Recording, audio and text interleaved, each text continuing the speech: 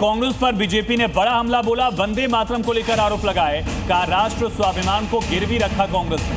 कांग्रेस आज की नई मुस्लिम लीग है, ये बीजेपी ने कहा है वंदे मातरम के 2 छंद को लेकर के ये हमला बोला गया है। दरअसल कांग्रेस की तरफ से ये फैसला लिया गया है कि जैसे पहले वंदे मातरम के सिर्फ 2 छंद गाती थी वैसे ही अब भी गाएगी, लेकिन इस पर बीजेपी की तरफ से पलटवार किया गया है। कांग्रेस आज की नई मुस्लिम लीग है, ये बीजेपी ने कहा है। हमारा स्टैंड बिल्कुल स्पष्ट रहा है पहले दिन से। 1937 जो अक्टूबर 28 का रेजोल्यूशन है, 24 जनवरी 1950 संविधान सभा के आखिरी बैठक में संविधान सभा के तत्कालीन अध्यक्ष जो हमारे रिपब्लिक के पहले राष्ट्रपति बने डॉक्टर राजेंद्र प्रसाद ने उसी को दोहराया कि नेशनल एंथम जन गण मन होगा और नेशनल सॉन्ग वंदे मातरम होगा। वंदे मातरम को लेकर प्रस्ताव पारित किया है वो अत्यंत ही निंदनीय है और इसके साथ साथ कांग्रेस पार्टी ने साबित कर दिया कि उनके लिए पार्टी देश से ऊपर है।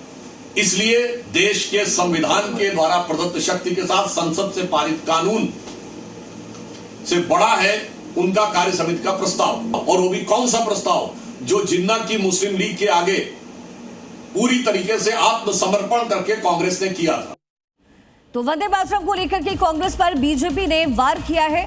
लगातार अपमान को लेकर के कांग्रेस ने प्रस्ताव की शक्ल दी, ये तमाम बातें कही गई है। वंदे मातरम के पहले 2 छंद को गाने का फैसला कांग्रेस की तरफ से हुआ है।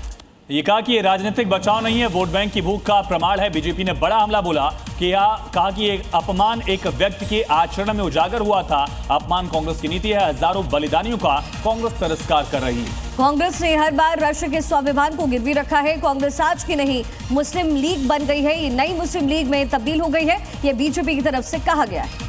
मुद्दा ये है कि जब गोली लाठी खाते हुए वंदे मातरम कहते थे, जब वंदे मातरम पे बैन था, तब ये धूम दबाकर आरएसएस वाले तलवे चाटते थे अंग्रेजों के।